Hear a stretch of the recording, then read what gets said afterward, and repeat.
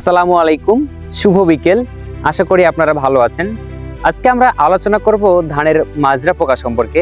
ধানের মাজরা পোকা ধানের জন্য একটি মারাত্মক হুমকি।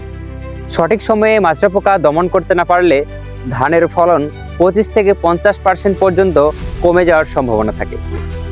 মাজরা পোকা ধানের কুশির নরম অংশ খেয়ে নেয়, ফলে কুশিটি মারা যায় এবং টান দিলে কুশিটি সহজে উঠে আসে। যেমন এখানে আপনারা দেখুন যে ধানের এই কুশিটি মাজরা পোকায় আক্রান্ত হয়েছে এবং টান দিলে সহজেই উপরে উঠে আসে। এবং এই যে দেখুন এই কাণ্ডটি কিভাবে মাজরা পোকায় খেয়ে ফেলেছে। থোর অবস্থায় মাজরা পোকার আক্রমণ দেখা দিলে ধানের শীষটি মারা যায় এবং ধানগুলো চিটে হয়ে যায়।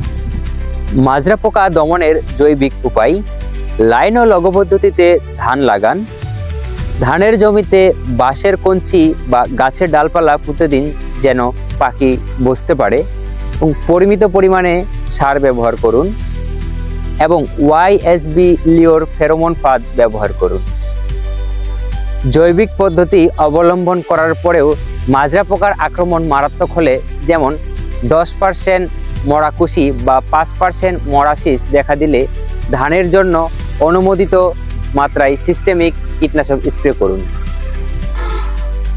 ধানের জমিতে কীটনাশক ব্যবহারের সতর্কতা: ধানের জমিতে অবশ্যই সাইপারমেথ্রিন, আলফা সাইপারমেথ্রিন, ডেল্টামেথ্রিন ইত্যাদি সিনথেটিক পাইরিথ্রয়েড গ্রুপের কীটনাশক ব্যবহার থেকে বিরত থাকুন এবং একই গ্রুপের কীটনাশক বারবার ব্যবহার করবেন না।